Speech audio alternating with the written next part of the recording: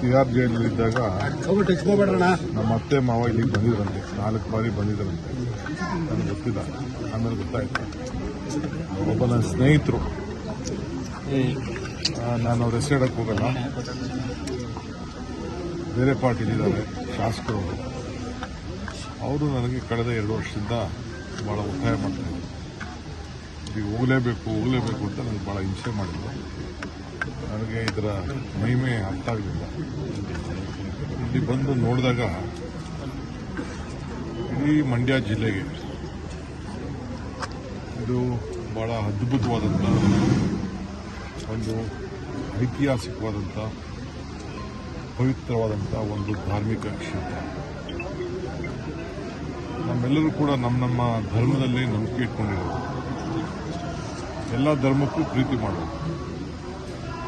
ಈ ದೇವಸ್ಥಾನದಲ್ಲಿ ಎಲ್ಲ ಧರ್ಮದ ಜನ ಬಂದು ಇಲ್ಲಿ ಪ್ರಾರ್ಥನೆ ಮಾಡಿಕೊಂಡು ಅವರ ಇಷ್ಟಾರ ವಿಚಾರಗಳನ್ನು ಹೇಳಿ ಪಡ್ಕೊಂಡು ಬರ್ತಾ ಇದ್ದಂಥ ಒಂದು ಪದ್ಧತಿ ನೋಡಿ ಭಾಳ ಅದ್ಭುತವಾದಂಥ ಈ ಕೆಲಸ ಕೂಡ.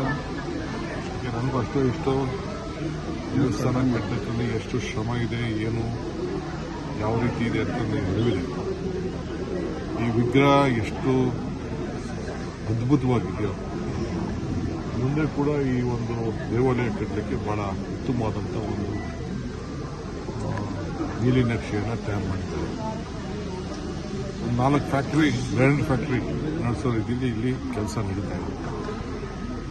ಖಂಡಿತ ಈ ಭೂಮಿ ಮೇಲೆ ಯಾರಿಗೆ ನಂಬಿಕೆ ಇದೆ, ವಿಶ್ವಾಸ ಇದೆ, ಭೂಮಿಯ ಆಚಾರ ವಿಚಾರದ ಬಗ್ಗೆ ಯಾರಿಗೆ ಇದೆ, ಎಲ್ಲ ಕೆಲಸ ಮಾಡ್ತಿರೋರು ಎಲ್ಲ ಮುಸಲ್ಮಾನ್ ಬಂದು ಅದನ್ನು ತಿಳ್ಕೊಂಡೆ. ಎಲ್ಲ ಬಂದು ಅವರೇ ಬಂದು ಇಂಥ ಒಂದು ಕೆತ್ತನೆ ಕೆಲಸನ ಇಲ್ಲಿ ನಡೆಸ್ತಾ ಇದ್ದಾರೆ ಅಂತೇಳಿ. ಸೊ ಇಲ್ಲಿ ಧರ್ಮ ಜಾತಿ ಇಲ್ಲ, ಎಲ್ಲರಿಗೂ ಕೂಡ ಬಹಳ ಪ್ರೀತಿಯಾಗುವಂಥ ಒಂದು ಪವಿತ್ರವಾದಂಥ ಕ್ಷೇತ್ರ.